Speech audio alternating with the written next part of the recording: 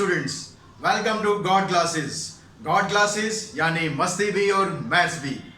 तो आज का जो वीडियो है ये बड़ा ही इंपॉर्टेंट वीडियो है, क्योंकि अगर आपके पास प्योर मैथमेटिक्स है या फिर आपके पास अप्लाइड मैथमेटिक्स है तो दोनों के लिए वीडियो बहुत काम का है, क्योंकि जो आज कंटेंट हम करने जा रहे हैं वो दोनों ही तरह के मैथ्स में आता है। यानी अगर आपने अप्लाइड मैथमेटिक्स लिया है तो भी आपको कॉम्प्लेक्स नंबर पढ़ना पड़ेगा, और अगर आपने प्योर मैथमेटिक्स लिया है तो भी आपको कॉम्प्लेक्स नंबर पढ़ना पड़ेगा। अब ये कॉम्प्लेक्स नंबर है क्या वाला, तो आज हम इसके बारे में बात करेंगे। आपने 10th में बहुत से ऐसे क्वेश्चन किए होंगे जिनका आपने आंसर फाइनल नहीं निकाला होगा, आपने लिख के छोड़ दिया होगा इट डज नॉट एग्जिस्ट, क्योंकि वहां पर आपको इस तरह के नंबर्स के बारे में नहीं बताया गया था जो आज मैं इस वीडियो में आपको बताने जा रहा हूं, और जो कॉम्प्लेक्स नंबर के अंदर आते हैं। तो हम स्टार्ट करते हैं अपनी आज की वीडियो कॉम्प्लेक्स नंबर। तो बच्चों, कॉम्प्लेक्स नंबर को पहले हम समझते हैं कि हमें एक्चुअल में इसकी जरूरत पड़ी क्यों। नंबर्स ऑलरेडी हमारे पास इतने सारे थे, हमारे पास नेचुरल नंबर है, होल नंबर है, रैशनल नंबर है, इररेशनल नंबर है, रियल नंबर्स है। अरे इन सबसे ही हम परेशान है कि इतने सारे नंबर्स हैं, तो ये एक और नया नंबर ये क्यों, इसकी ज़रूरत क्या है। तो इसकी ज़रूरत को हम थोड़ा समझ लेते हैं कि एक्चुअली में हमें कॉम्प्लेक्स नंबर की ज़रूरत क्यों पड़ी है। तो हम देखो, जब इक्वेशन सॉल्व करते हैं, मैंने दो इक्वेशन आपके सामने लिखी है, आप इन दोनों को क्या इजीली सॉल्व कर सकते हैं। अगर हम इस पहली इक्वेशन की बात करें तो इसमें आप क्या करेंगे, आप 4 को उधर ले जाएंगे तो x² = 4, और x की वैल्यू निकालेंगे तो आ जाएगी +-2। क्यों आ जाएगी +-2? क्योंकि अगर आप +2 का स्क्वायर करते हैं तो भी ये 4 होता है, अगर आप -2 का स्क्वायर करते हैं तो भी ये +4 होता है, यानी 4 का स्क्वायर रूट हो जाएगा +-2। ये हम सबने 10th क्लास तक पढ़ा है। लेकिन अगर आप इस इक्वेशन को सॉल्व करेंगे तो आपके पास क्या बनेगा, x² = -4। अब क्या आप इसको सॉल्व कर सकते हैं? सोचिए जरा, दिमाग लगाइए, क्या ये इक्वेशन आप इजीली सॉल्व कर पाएंगे? ऐसा कोई नंबर पॉसिबल है कि अगर आप उसका स्क्वायर करो तो वो माइनस में आ जाए? जैसे हमने यहाँ पर किया, +2 का स्क्वायर किया तो 4 आ गया, -2 का स्क्वायर किया तो 4 आ गया। तो क्या कोई ऐसी वैल्यू है जिसको अगर आप उसी से मल्टीप्लाई करो तो वो नेगेटिव रहे? स्क्वायर में तो ऐसा होता नहीं, क्योंकि हम क्या पढ़ते हैं, प्लस प्लस का साइन प्लस ही होता है, अगर माइनस माइनस होता है तो भी साइन उसका प्लस हो जाता है। तो इस तरह की जो इक्वेशंस है, दिखने में तो बहुत सिंपल सी है, छोटी सी है, लेकिन इस तरह की इक्वेशंस को आप सॉल्व कैसे करेंगे, इसके लिए हमने क्या किया, एक नया नंबर इंट्रोड्यूस किया। एक्चुअली हमने नहीं किया, ये नंबर इंट्रोड्यूस किया था इलर ने। इलर नाम के मैथमेटिशियन थे जिन्होंने सबसे पहले ये कंसेप्ट दिया कि अगर अब नेगेटिव नंबर है तो उसका भी स्क्वायर रूट फाइंड कर सकते हैं। अगर अब नेगेटिव नंबर ऐसे दिया हुआ है, क्योंकि जब आप इसको सॉल्व करेंगे स्क्वायर को इधर हटाएंगे तो क्या बनेगा, x की वैल्यू आएगी ±-4, ये वैल्यू आएगी।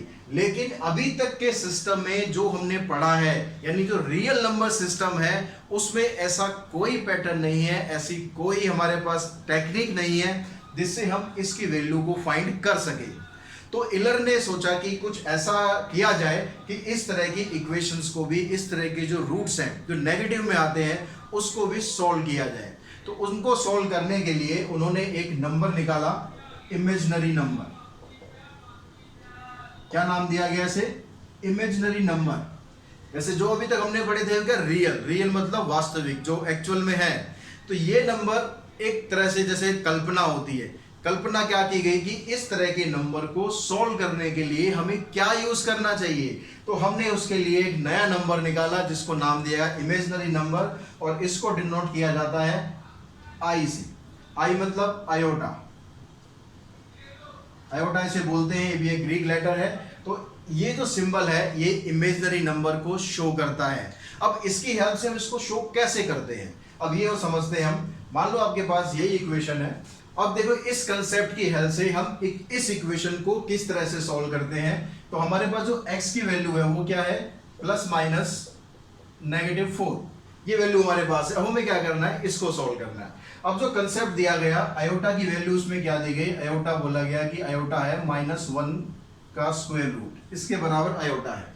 अगर हम यहाँ से इसका स्क्वायर करते हैं तो स्क्वायर करते हैं तो क्या वैल्यू आ गई, इधर से स्क्वायर रूट हट गया तो आयोटा स्क्वायर की वैल्यू आ गई -1। अब यही कंसेप्ट यूज किया गया जितने भी नेगेटिव स्क्वायर रूट्स होते हैं उनको सॉल्व करने के लिए। तो इसको देखो कैसे हम सॉल्व करेंगे। x आ गया यहाँ पर प्लस माइनस, ये जो माइनस साइन है इस माइनस साइन की जगह क्या रखा गया, आयोटा स्क्वायर 4, अभी हमने 4 ही रखा। अब इसको जब आप सॉल्व करेंगे आयोटा स्क्वायर का अगर रूट निकालेंगे तो ये बन गया आयोटा और 4 का स्क्वायर रूट हो गया 2। इसको आप ऐसे लिख सकते हैं या फिर ऐसे लिख सकते हैं, दोनों ही तरीके ठीक हैं। तो इस तरह इमेजिनरी नंबर का जो कंसेप्ट है वो अस्तित्व में आया कि इमेजिनरी नंबर है क्या। अब हम बात करते हैं कॉम्प्लेक्स नंबर की। अब ये पता चल गया हमें कि इमेजिनरी नंबर भी कुछ होते हैं जो रियल नंबर्स के अलावा भी हैं। आपको 10th क्लास में जब भी इक्वेशन सॉल्व करनी होगी इस तरह की, तो टीचर्स आपको कहते होंगे ये x स्क्वायर माइनस 4 आ गया तो इसको छोड़ दो आप, डज नॉट एग्जिस्ट है, क्योंकि उस समय तक आपके सिलेबस में इमेजिनरी नंबर इंट्रोड्यूस नहीं किए गए थे। लेकिन अब आप हर तरह की इक्वेशंस को सॉल्व कर सकते हैं। अब हम बात करते हैं कॉम्प्लेक्स नंबर की। कॉम्प्लेक्स नंबर क्या है, तो अभी हमारे पास क्या हो गया, एक रियल नंबर हो गए जो हम पहले पढ़ते आ रहे हैं। अब हमने ये भी जान लिया कि उसके अलावा भी कुछ नंबर होते हैं जिनको बोलते हैं इमेजिनरी नंबर। तो जब आप इन दोनों रियल नंबर का और इमेजिनरी नंबर का कॉम्बिनेशन कर देते हो, इनको इकट्ठा कर देते हो, तो उसको बोलते हैं हम कॉम्प्लेक्स नंबर। अब कॉम्प्लेक्स नंबर को यूजुअली हम डिनोट करते हैं कैपिटल Z से। तो कैपिटल Z को आप स्टैंडर्ड फॉर्म में कैसे लिखेंगे, मतलब कॉम्प्लेक्स नंबर को स्टैंडर्ड फॉर्म में कैसे लिखेंगे, a प्लस आयोटा b। अब यहाँ पर a और b क्या है, a and b are real numbers, यानी जो इनकी वैल्यू है वो रियल नंबर्स में से ही कुछ होगी।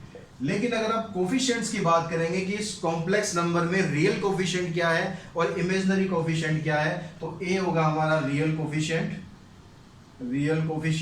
या फिर आप इसको रियल पार्ट भी बोल सकते हैं। ऐसे b हमारा क्या हो जाएगा, b हो जाएगा इमेजिनरी कोफिशिएंट या फिर इमेजिनरी पार्ट। इसको हम कैसे डिनोट कर सकते हैं, जो रियल कोफिशिएंट है यानी real part of complex number is a and imaginary part of complex number is b। तो आप इस तरह से भी रियल कोफिशिएंट और इमेजिनरी कोफिशिएंट को अलग अलग डिनोट कर सकते हैं। अब हम बात करते हैं यहाँ पर कि अगर नंबर कोई प्योरली रियल है या प्योरली इमेजिनरी है तो क्या होगा। अगर सपोज आपके पास कॉम्प्लेक्स नंबर इस फॉर्म में आता है z equals to a plus 0 iota, यानी यहाँ पर सिर्फ रियल कोफिशिएंट है आपके पास, इमेजिनरी कोफिशिएंट 0 है, तो इस तरह का जो नंबर होगा इसको हम बोलेंगे प्योरली रियल। क्या बोलेंगे, प्योरली रियल।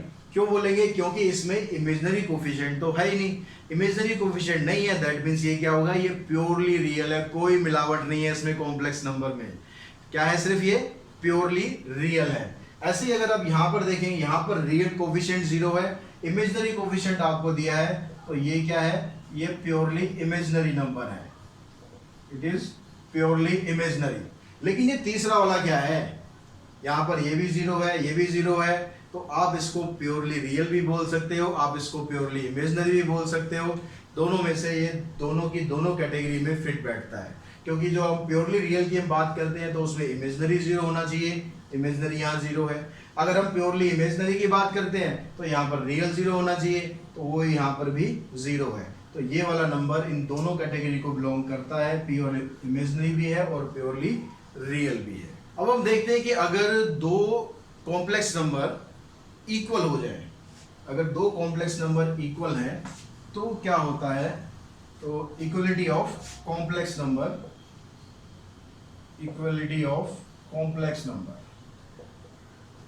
इसमें क्या, सपोज आपके पास एक कॉम्प्लेक्स नंबर है z a plus iota b, इसको z1 ले लेते हैं, और एक z2 है c प्लस आयोटा d। अगर ये दोनों इक्वल हैं, if z1 equals to z2 then a plus iota b equals to c plus iota d। दोनों को आपने इक्वल रखा। दोनों अगर कॉम्प्लेक्स नंबर इक्वल है तो उसमें क्या मैंडेटरी कंडीशन होगी कि जो इसका रियल कोफिशिएंट है और इसका रियल कोफिशिएंट है ये दोनों आपस में इक्वल होंगे, और जो इन दोनों का इमेजिनरी कोफिशिएंट है वो भी आपस में इक्वल होगा, तभी हम किसी कॉम्प्लेक्स नंबर को इक्वल बोल सकते हैं। अगर उसका रियल पार्ट दूसरे कॉम्प्लेक्स नंबर के रियल पार्ट के इक्वल है और इमेजिनरी पार्ट भी कॉरस्पॉन्डिंग दोनों का इक्वल है, तो आप उसको इक्वल कॉम्प्लेक्स नंबर बोल सकते हो।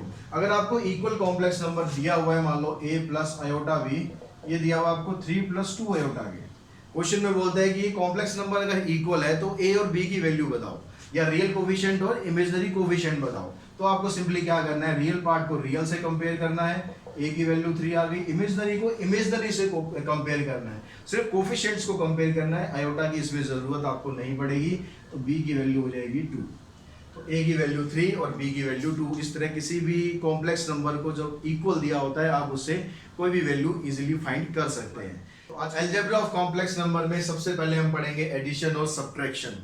अगर आपके पास दो कॉम्प्लेक्स नंबर है तो उनको आपको ऐड करना है। अब ऐड करने में कोई यहाँ पर रॉकेट साइंस अलग से नहीं लगानी है, जैसे आप नॉर्मल अभी तक आप एडिशन करते आए हो वैसे ही करना है। एडिशन में हम क्या रूल अप्लाई करते हैं, जो लाइक टर्म्स होती है उनको ऐड कर देते हैं, जो अनलाइक होती है उनको एज इट इज छोड़ देते हैं। तो सेम काम आपको यहाँ पर करना है। आपके पास ये दो कॉम्प्लेक्स नंबर है, इनको आपको ऐड करना है। ऐड करेंगे तो क्या करेंगे, यहाँ से हम देखेंगे रियल कोफिशिएंट यहाँ पर ए है और यहाँ पर सी है, यानी ये दोनों एक जैसे हैं, भाई भाई हैं। तो ये भाई भाई को आप आपस में इकट्ठा कर सकते हो, ए प्लस सी। उसके बाद यहाँ पर जो अयोटा वाली टर्म्स है, जो इमेजिनरी पार्ट है, उसको आप इकट्ठा कर देंगे, अयोटा बी प्लस में अयोटा डी। तो ए प्लस सी ये आपका एक रियल पार्ट आ गया। तो यहाँ से आप अयोटा कॉमन निकाल देंगे तो आ जाएगा बी प्लस डी, और इस तरह से इन दोनों का एडिशन कंप्लीट हो गया। तो कोई मुश्किल नहीं है, बिल्कुल आसान है एडिशन करना। सेम ऐसे ही आपको सब्ट्रैक्शन करना है, वहाँ भी आप ऐसे ही इसी तरह से डायरेक्टली कर सकते हैं। ए यहाँ पर पहले हम इसकी ब्रैकेट ओपन कर लेते हैं, ब्रैकेट ओपन करेंगे तो सी माइनस में आ जाएगा, अयोटा डी भी माइनस आ जाएगा। अब देखेंगे आप रियल पार्ट, ये दोनों रियल पार्ट है तो इसको आप इकट्ठा कर लेंगे, ये हो गया A minus C plus iota common निकाल के यहाँ से आ जाएगा बी माइनस डी। तो इस तरह से एडिशन और सब्ट्रैक्शन बिल्कुल आसान है, और जैसे आप अभी तक करते आए हो बिल्कुल वही है, कुछ डिफरेंट नहीं है। अब हम देखते हैं इसमें मल्टीप्लिकेशन में क्या करना है और डिवीजन में क्या करना है। यहाँ पर हम कर देते हैं मल्टीप्लिकेशन, इधर कर देते हैं डिवीजन। अब मल्टीप्लिकेशन जब आप करेंगे तो आपको यहाँ पर क्या करना है, तो यहाँ भी कुछ डिफरेंट नहीं है, जैसे आप मल्टीप्लाई करते आए हैं अभी तक वैसे ही करना है। अब यहाँ पर दो ब्रैकेट है, पहले आपको a से इन दोनों को मल्टीप्लाई करना है, यानी हो गया a into C plus iota D, और फिर अयोटा b से इन दोनों को मल्टीप्लाई करना है, c प्लस अयोटा d। ठीक है, अब नॉर्मल मल्टीप्लिकेशन जैसे आप करते हैं, a को c से ac हो गया, a को अयोटा d से करेंगे तो ad अयोटा, अयोटा पहले लिख रहे हो या बाद में लिख रहे हो उसमें कोई दिक्कत नहीं है। अब यहाँ से अयोटा bc है तो ये bc प्लस में bd को मल्टीप्लाई करेंगे, और अयोटा यहाँ पर हो गया 2 बार है क्योंकि इसलिए हो गया अयोटा स्क्वायर। अब अयोटा स्क्वायर की वैल्यू क्या थी, याद है ना, पिछले वीडियो में बताई थी, अयोटा स्क्वायर की वैल्यू क्या थी, -1। तो आप यहाँ पर -1 जब आप अप्लाई करेंगे, यहाँ पर इसको हमने एज इट इज लिख लिया, और अयोटा स्क्वायर की जगह आ गया -1। अब इस -1 से इसको मल्टीप्लाई करेंगे तो क्या हो जाएगा, -bd। अब यहाँ पर क्योंकि आप देख रहे हैं अयोटा खत्म हो गया, अयोटा खत्म होने का मतलब है ये क्या बन गया, ये रियल कोफिशिएंट बन गया। तो इसको आप रियल कोफिशिएंट के साथ इकट्ठा कर देंगे, ac माइनस bd, और यहाँ से देखते हैं अयोटा कॉमन निकाल देंगे तो ad प्लस bc। तो ये आपका आंसर आ गया। अगर आप इसी प्रोसेस को अगर ढंग से कंसेप्ट समझ जाएंगे तो आप डायरेक्टली, आपको ये सब करना नहीं पड़ेगा, आप डायरेक्टली ये रिजल्ट पे आ सकते हैं। देखिए कैसे आ सकते हैं, यहाँ पर रिजल्ट को देखो, रिजल्ट में क्या हो रहा है, AC यानी रियल पार्ट से रियल पार्ट आपको मल्टीप्लाई करना है, फिर माइनस bd यानी माइनस साइन लगाना है, और इमेजनरी पार्ट को इमेजनरी पार्ट से करना है। क्या करना है, रियल को रियल से मल्टीप्लाई करना है और इमेजनरी को इमेजनरी से मल्टीप्लाई करना है, बस बीच में माइनस का साइन है, ये जरूर ध्यान रखेंगे। उसके बाद ये वाला पोर्शन कैसे आएगा, एक रियल दूसरा इमेजनरी, ठीक है, AD, यहाँ पर ये इमेजनरी ये रियल, तो BC। बहुत आसान है। अगर आप इसकी मल्टीप्लाई निकालो, 3 + 2 अयोटा को मेरे को मल्टीप्लाई करना है 3 + 4 अयोटा से, तो क्या करेंगे, यहाँ पर रिजल्ट क्या आएगा, रियल को रियल से यानी 3 3 जा 9 माइनस साइन, इमेजनरी को इमेजनरी से 4 2 जा 8 प्लस अयोटा। अब क्या करना है, रियल को इमेजनरी से 3 4 जा 12 प्लस 2 3 जा 6। आंसर क्या बन गया आपका, 1 प्लस में 12 + 6 18 अयोटा। तो हमने क्या करा, ये पूरा प्रोसेस हमने स्किप कर दिया, डायरेक्टली हमने आंसर दे दिया, इसका आंसर आएगा 1 + 18 अयोटा। तो इस तरह से अगर आप प्रोसेस समझ जाते हैं तो बड़े इजीली आप रिजल्ट पर पहुंच जाएंगे। अब हम बात करते हैं डिवीजन की। तो डिवीजन करने के लिए मैं इसको थोड़ा रब कर देता हूँ। डिवीजन में करना है आपको a + अयोटा b को, अगर आपको डिवाइड करना है c + अयोटा d से। अब ये आप समझ लेंगे, जब भी हम कोई भी कॉम्प्लेक्स नंबर लिखते हैं तो कॉम्प्लेक्स नंबर की जो स्टैंडर्ड फॉर्म होती है वो होती है a प्लस आयोटा बी, यानी जो डिनोमिनेटर है, डिनोमिनेटर में आयोटा नहीं चाहिए हमें। अब आयोटा को हटाना कैसे है, तो इसके लिए भी आपने जो मेथड पहले किया हुआ है, 9th क्लास में हम जाएंगे, 9th क्लास में आपने एक मेथड किया था रैशनलाइज, याद आया? तो वही मेथड आपको यहाँ अप्लाई कर देना है। तो आपको क्या करना है, a प्लस आयोटा बी को और c प्लस आयोटा डी को दोनों को मल्टीप्लाई कर देना है c माइनस आयोटा डी से। उससे क्या होगा, देखो नीचे वाले को समझ लेते हैं हम, ऊपर तो मल्टीप्लाई करना ही है। a प्लस बी और a माइनस बी की आइडेंटिटी आप लगा देंगे डायरेक्टली, तो बन गया a स्क्वायर माइनस, तो b का स्क्वायर करेंगे तो हो जाएगा आयोटा स्क्वायर डी स्क्वायर। अब आयोटा स्क्वायर की वैल्यू क्या है, -1, तो यहाँ पर आ जाएगा -1, यानी ये बन जाएगा c स्क्वायर प्लस में d स्क्वायर। ठीक है, आयोटा स्क्वायर की जगह क्या आ गया, -1, एक ऑलरेडी माइनस है तो माइनस माइनस प्लस हो गया, ये आ गया c square plus d square. अब आप देख रहे हैं नीचे आपके पास कोई भी आयोटा वाली टर्म्स नहीं बची। अब ऊपर देख लेते हैं, ऊपर क्या कर रहे हैं, आपको मल्टीप्लाई करना है। अभी जब बताया था मैंने तरीका, वो अप्लाई कर दो सीधा, रियल को रियल से तो AC, फिर माइनस साइन, इमेजनरी को इमेजनरी से, ये माइनस बी डी आ रहा है तो माइनस माइनस यहाँ हो जाएगा प्लस बी डी आयोटा। अब रियल को इमेजनरी से यानी AD माइनस में आएगा प्लस BC, ये आंसर आ गया। अब ये आंसर यहाँ पर शिफ्ट हो जाएगा। अगर इसकी आपको स्टैंडर्ड फॉर्म लिखनी है, स्टैंडर्ड फॉर्म के लिए क्या करना है, आपको रियल पार्ट को अलग कर देना है। ये बन गया AC प्लस BD अपॉन में ये आ गया c square plus d square, और इमेजनरी वाला पार्ट अलग कर देंगे, -AD plus BC upon c square plus d square. तो ये आंसर आपका स्टैंडर्ड फॉर्म में आ जाएगा। जब भी कॉम्प्लेक्स नंबर में आप आंसर देंगे तो हमेशा कोशिश कीजिए कि आप स्टैंडर्ड फॉर्म में ही उसके आंसर को छोड़ेंगे। अब उसके बाद डिवीजन के बाद यहाँ से एक एग्जाम्पल से और समझ लेते हैं कि डिवीजन में क्या करना है आपको, तो और क्लियर आपको हो जाएगा। तो यहाँ देखो डिवीजन में आपने मल्टीप्लाई किया 2 प्लस आयोटा को डिवाइड किया हमने 3 माइनस 2 आयोटा से। ठीक है, अब क्या करना था हमें, इसका रैशनलाइज करना है। किसका रैशनलाइज, डिनोमिनेटर का रैशनलाइज करना है। तो ये आ गया 3 प्लस 2 आयोटा, ये आ गया 3 प्लस 2 आयोटा।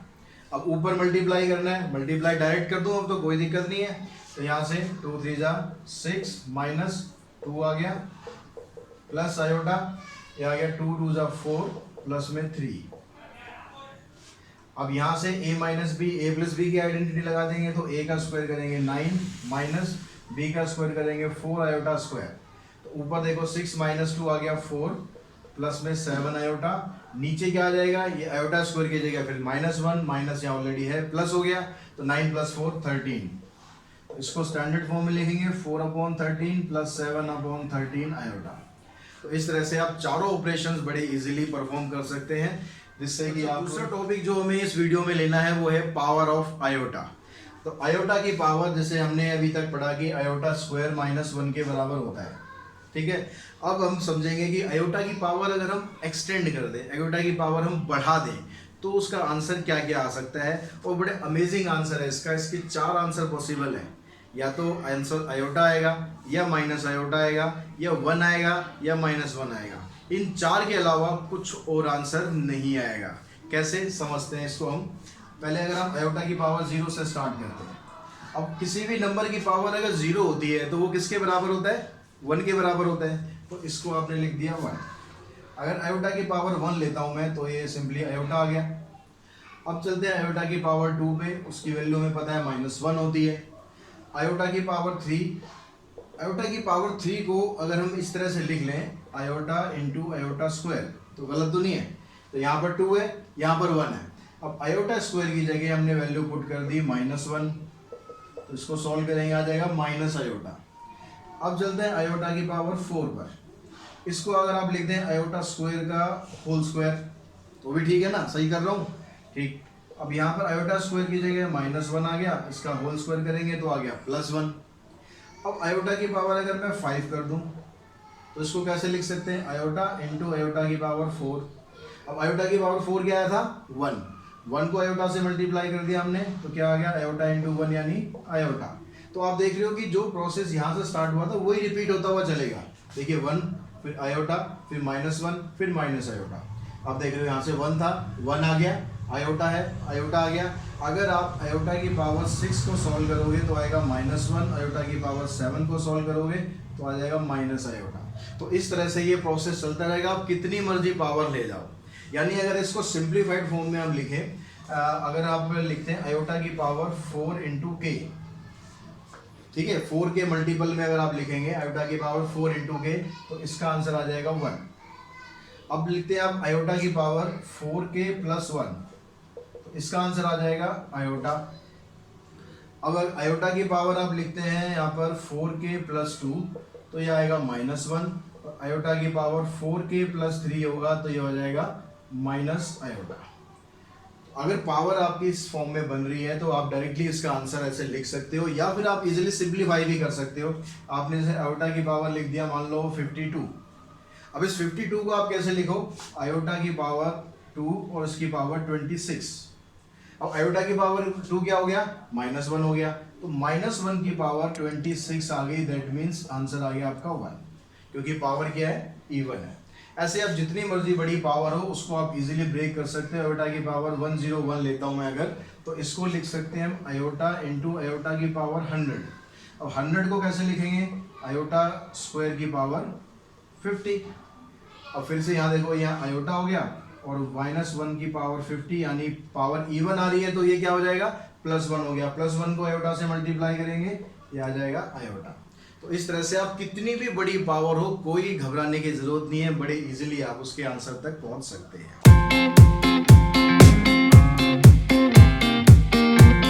अब मॉड्यूलस क्या है, modulus of a complex number. ये कॉम्प्लेक्स नंबर आपके पास है, इसका अगर हम मॉड्यूलस फाइंड करते हैं तो मॉड्यूलस को तो डिनोट करते हैं हम इस तरीके से, मॉड्यूलस ऑफ जेड, या पॉपुलर सिंबल ये यूज होता है कि मॉड्यूलस ऑफ जेड को आप इस तरह से डिनोट करेंगे। अब मॉड्यूलस ऑफ जेड आप निकालते कैसे, मॉड्यूलस ऑफ जेड एक्चुअली होता क्या है कि जो कॉम्प्लेक्स नंबर जो आपको दिया हुआ है, ओरिजिन से उसका डिस्टेंस कितना है, इसके बारे में जब हम आगे डिस्कस करेंगे ऑर्गन प्लेन के बारे में कि यहाँ पर पोजीशनिंग आपको किस तरह करनी है, तो उसमें आपको क्लियरली बताऊंगा मैं क्या होता है। अभी आप ये समझेंगे कि मॉड्यूलस ऑफ जेड निकालने का फार्मूला क्या होता है, कि जो भी यहाँ पर रियल पार्ट है, रियल पार्ट के यहाँ पर ए, तो यहाँ ए का स्क्वायर होगा प्लस इमेजिनरी पार्ट उसका स्क्वायर होगा। यानी अगर आप इसका मॉड्यूलस निकालेंगे तो ये क्या बनेगा, रियल पार्ट है हमारे पास ए तो ए का स्क्वायर करेंगे और इमेजिनरी पार्ट बी है तो उसका स्क्वायर करेंगे, ये आपका इसमें मॉड्यूलस आ जाएगा। अब दूसरी बात आप ये ध्यान रखेंगे कि जो मॉड्यूलस ऑफ जेड होता है वो हमेशा उसकी वैल्यू ग्रेटर देन और इक्वल्स टू 0 होती है। दैट मीन्स ये नेगेटिव वैल्यू कभी भी नहीं आएगी, और इसको आप एब्सोल्यूट वैल्यू भी बोल सकते हैं। ठीक है, अगर हम यहाँ पर एक कॉम्प्लेक्स नंबर ले लेते हैं, उसके एग्जाम्पल से हम समझते हैं कि आपके पास कोई कॉम्प्लेक्स नंबर है 2 प्लस में 3 आयोटा, आपको इसका मॉड्यूलस फाइंड करना है, तो इसका मॉड्यूलस क्या होगा। अब मॉड्यूलस में क्या बताया आपको, जो रियल पार्ट है उसका स्क्वायर यानी 2 का स्क्वायर करना है प्लस 3 का स्क्वायर। आयोटा नहीं लेना, ये ध्यान रखना, आयोटा नहीं लेना है आपको, सिर्फ क्या लेना है, सिर्फ इमेजिनरी कोफिशिएंट लेना है, यानी जो आयोटा के साथ नंबर है सिर्फ वो लेना है, आयोटा नहीं लेना, ध्यान रखना। तो यहाँ स्क्वायर किया आपने, 2 का स्क्वायर हो गया 4, 3 का स्क्वायर 9, इसका आंसर आ गया √30। अगर आपके पास कॉम्प्लेक्स नंबर सपोज ऐसे होता, कॉम्प्लेक्स नंबर आपके पास होता 3 - 2 आयोटा, अगर माइनस होता तो कैसे करना है आपको मॉड्यूलस ऑफ जेड निकालने के लिए। तो यहाँ पर आप देखोगे यहाँ 3 है तो 3 का स्क्वायर कर देंगे। अब इमेजिनरी कोफिशिएंट यहाँ पर क्या है, -2 है, इमेजिनरी कोफिशिएंट क्या है, -2 है, तो -2 को आपको यहाँ पर रखना, दिखाना है जरूर। ठीक है, स्क्वायर करेंगे तो कोई फर्क नहीं पड़ेगा, आना प्लस ही है, लेकिन यहाँ पर आपको माइनस में शो करना है। अब यहाँ पर आप करोगे ऐसे तो इसका भी मॉड्यूलस आ जाएगा 13। तो इस तरह से आप किसी भी कॉम्प्लेक्स नंबर का मॉड्यूलस इजीली फाइंड कर सकते हो। अब इसकी कुछ प्रॉपर्टीज और होती हैं, वो और हम डिस्कस करते हैं कि क्या क्या इसकी प्रॉपर्टीज होती हैं। अब बच्चों इसकी कुछ प्रॉपर्टीज के बारे में और पढ़ लेते हैं। इसकी प्रॉपर्टीज क्या है, फर्स्ट प्रॉपर्टी है minus of Z equals to में मॉड्यूलस ऑफ जेड, यानी अगर किसी कॉम्प्लेक्स नंबर का नेगेटिव और उसी कॉम्प्लेक्स नंबर का अगर मॉड्यूलस आप निकालेंगे तो वो भी बराबर आएगा। हम इसको समझ भी लेते हैं। एक आपके पास मॉड्यूलस है, एक आपके पास कॉम्प्लेक्स नंबर है 2 प्लस में आयोटा, आपने इसका मॉड्यूलस फाइंड किया, इसका मॉड्यूलस आ गया 2 का स्क्वायर प्लस 1 का स्क्वायर, यानी आ जाएगा ये √5। इसको सिंप्लीफाई करेंगे अगर आप इसका माइनस ऑफ z निकालेंगे, माइनस ऑफ z मीन्स यहाँ पर -2 हो गया, माइनस आयोटा हो गया, तो इसके मॉडुलस पे क्या फर्क पड़ेगा, कुछ फर्क पड़ेगा क्या? अब यहाँ -2 का आप स्क्वायर करेंगे तो +4 हो जाएगा, और -1 का स्क्वायर करेंगे +1 हो जाएगा, यानी ये भी आ जाएगा √5। तो आप देख रहे हैं कि अगर आपने z का मॉडुलस फाइंड किया या माइनस ऑफ z का मॉडुलस फाइंड किया तो रिजल्ट दोनों का हमेशा सेम रहता है। सेकंड प्रॉपर्टी में कहता है modulus of z equals to 0 if at only if z equals to 0। अगर z आपके पास 0 है, 0 मीन्स 0 + 0 आयोटा, तो इसका आप मॉडुलस निकालेंगे तो आपके पास आ जाएगा 0 + 0, यानी आंसर आ जाएगा 0। लेकिन अगर इन दोनों में से कोई एक 0 होता, मान लो आपके पास होता 0 + आयोटा, तो इसका मॉडुलस आप निकालते तो क्या आता, 0 का स्क्वायर 0, 1 का स्क्वायर 1, तो इसका आंसर आ जाता 1। यानी मॉडुलस ऑफ z 0 उसी केस में हो सकता है जिसमें कॉम्प्लेक्स नंबर 0 हो, यानी 0 + 0 आयोटा हो, उसी का मॉडुलस 0 आएगा। अदरवाइज बाकी सबके मॉडुलस क्या आएंगे, ग्रेटर देन 0 आएंगे हमेशा, ये बात ध्यान रखेंगे। तीसरी प्रॉपर्टी है कि z1 z2 को आप आपस में मल्टीप्लाई करें, फिर उसका मॉडुलस फाइंड करें, या पहले मॉडुलस फाइंड करके मल्टीप्लाई करें तो भी रिजल्ट दोनों का सेम आना है। इसको भी हम वेरीफाई कर लेते हैं। आपके पास कोई कॉम्प्लेक्स नंबर एक ले लेते हैं, z1 मान लो आपके पास हो गया, छोटे छोटे नंबर ले लेते हैं ताकि इजीली सॉल्व होता जाए, और z2 हो गया 2 + आयोटा। तो आपने क्या करा, पहले इन दोनों को मल्टीप्लाई करना है। मल्टीप्लाई करने का डायरेक्ट तरीका मैंने समझा रखा है कि कैसे करना है पिछली वीडियो में। रियल को रियल से मल्टीप्लाई करेंगे, 2 आयोटा को आयोटा से, यानी यहाँ पर आ जाएगा -1। उसके बाद फिर आप रियल को इससे मल्टीप्लाई करेंगे आयोटा यूज करके, यहाँ आ जाएगा 2 + में 1। ठीक है, डायरेक्ट अगर आपको मल्टीप्लिकेशन सीखना है तो पिछली वीडियो आप जरूर देखें जिसमें अलजेब्रा ऑफ कॉम्प्लेक्स नंबर था, उसका लिंक ऊपर आई बटन में आपको मिल जाएगा, वहां पर देखो समझो डायरेक्टली आप कैसे मल्टीप्लाई कर सकते हैं, ये उसमें मैंने समझाया हुआ है। तो ये आ गया 1 + में 3 आयोटा। अब आप इसका मॉडुलस निकालते हैं, तो मॉडुलस आपने इसका निकाला तो ये आ गया 1 + में 9, यानी आ गया √10। अब देखते हैं कि अगर हम इन दोनों का अलग अलग पहले मॉडुलस निकाल के फिर मल्टीप्लाई करें तो √10 आ रहा है या नहीं आ रहा है। तो आपने पहले निकाला मॉडुलस ऑफ z1, तो ये आ गया यहाँ से 1 + 1 2 आ गया, और z2 का निकाला आपने तो यहाँ से आ गया 2 का स्क्वायर 4, 1 का स्क्वायर यानी √5। अब आप देखो इन दोनों को मल्टीप्लाई करोगे, यानी z1 मॉडुलस z2 इनको मल्टीप्लाई करोगे तो आंसर क्या आ रहा है हमारा √10। तो ये आंसर और ये आंसर दोनों बराबर आ रहे हैं, दैट मीन्स ये वाली वैल्यू और ये वाली वैल्यू, यानी ये जो थर्ड प्रॉपर्टी है ये भी हमने वेरीफाई कर दी कि बराबर क्यों होती है। उसके बाद जो नेक्स्ट प्रॉपर्टी है यहाँ पर डिवीजन है। ऐसे ही आप जैसे हमने यहाँ मल्टीप्लाई किया ऐसे आप डिवीजन से भी इसको वेरीफाई कर सकते हो कि आप दोनों को डिवाइड करेंगे फिर मॉडुलस फाइंड करेंगे, या फिर दोनों को अलग अलग पहले मॉडुलस फाइंड करके फिर डिवाइड करेंगे, आंसर उसमें भी दोनों का सेम आता है। तो ये 4 प्रॉपर्टी आपकी मॉडुलस की होती हैं जिनको आपको याद रखना है, क्वेश्चंस में आगे हम इनको यूज करेंगे। अब उसके बाद दूसरी चीज, तो बच्चों अब हम चलते हैं नेक्स्ट इसके टॉपिक पर कॉम्प्लेक्स नंबर के, जो कि है conjugate of a complex number. अभी कॉन्जुगेट क्या होता है, conjugate of a complex number z equals to a + iota b denoted by z, और z के ऊपर क्या करना है आपको, एक बार लगा देना है, वो बार लगाने पर क्या बन जाएगा, कॉन्जुगेट बन जाएगा। अब कॉन्जुगेट का मतलब आपको करना क्या है इसमें, तो ये अगर आपके पास कॉम्प्लेक्स नंबर है तो आपको सिर्फ क्या करना है, जो ये इमेजिनरी पार्ट होगा इस इमेजिनरी पार्ट का साइन चेंज कर देना है। क्या करना है, इमेजिनरी पार्ट का साइन चेंज कर देना है। यहाँ पर अगर प्लस आयोटा बी है तो यहाँ हो जाएगा माइनस आयोटा बी।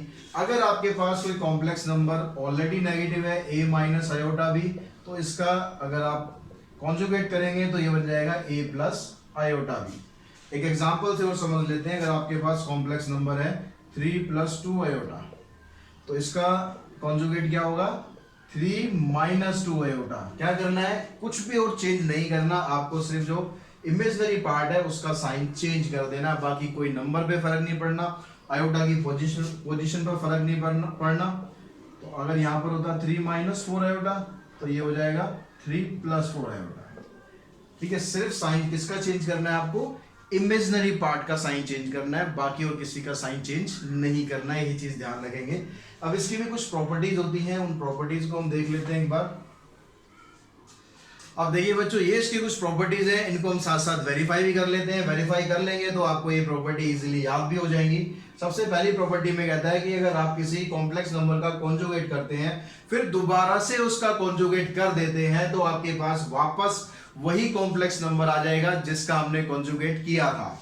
एग्जाम्पल की मदद से हम इसको समझते हैं। अगर आपके पास एक कॉम्प्लेक्स नंबर है 3 माइनस 2 आयोटा, अगर आपने इसका कर दिया कॉन्जुगेट, तो ये कॉन्जुगेट कर दिया तो क्या बन गया 3 प्लस 2 आयोटा।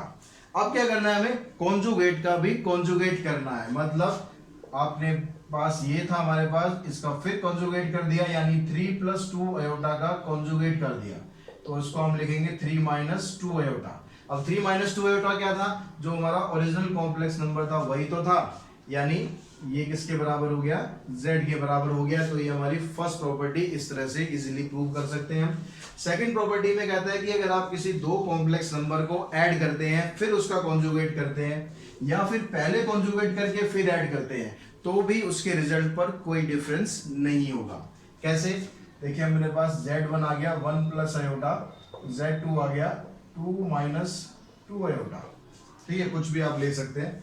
हमने क्या किया, पहले इसका एडिशन किया, 1 प्लस आयोटा में 2 माइनस 2 आयोटा हमने ऐड कर दिया, 1 प्लस 2 3 आयोटा माइनस 2 आयोटा आ गया माइनस आयोटा। अब क्या करना है, हमें इसका कॉन्जुगेट करना है, तो z1 प्लस z2 का कॉन्जुगेट किया, तो यहाँ से आ गया 3 प्लस आयोटा, क्योंकि आपको क्या करना है, इसका कॉन्जुगेट कर देना है। तो आंसर क्या आ गया आपके पास 3 प्लस आयोटा।